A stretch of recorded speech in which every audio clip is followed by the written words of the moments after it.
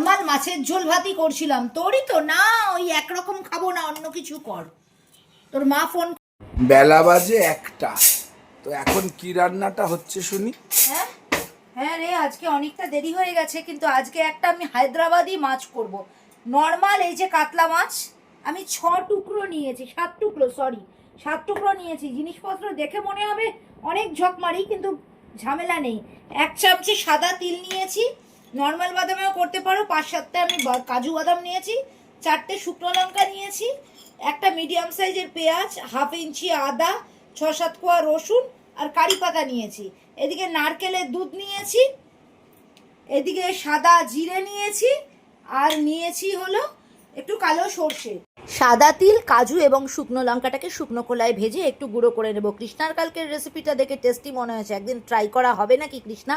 বৈশাখী চিংড়ি দিয়ে করলে ওটাকে কিন্তু আর ডায়েট রাইস একেবারেই বলা যাবে না। সব রান্নাই আরশি একটু ভেজে ভুজে করতে পছন্দ করি, এইটুকুনি তেলেই পুরো রান্নাটা করবো জানো তো। সেই জন্য পেঁয়াজ আদা রসুনটাকে ফার্স্টে ভেজে একটু পেস্ট করে নিলাম।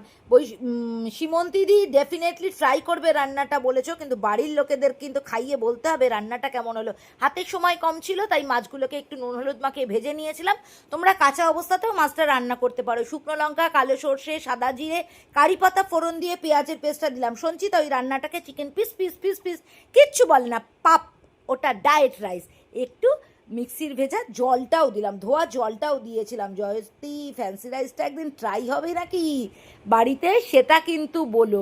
গুঁড়ো মশলাটাও দিয়ে দিয়েছিলাম। এদিকে একটা বাটিতে 1 খাবলা তেঁতুল গোলা ভিজিয়ে রেখেছিলাম। নারকেল দুধ দিলাম, তোমরা নারকেল কোড়াও দিতে পারো। একটু জল দিয়ে নাড়াচাড়া করা। বাড়িতে হাতে যেদিন সময় কম থাকবে এই রান্নাটা একদিন ট্রাই করো।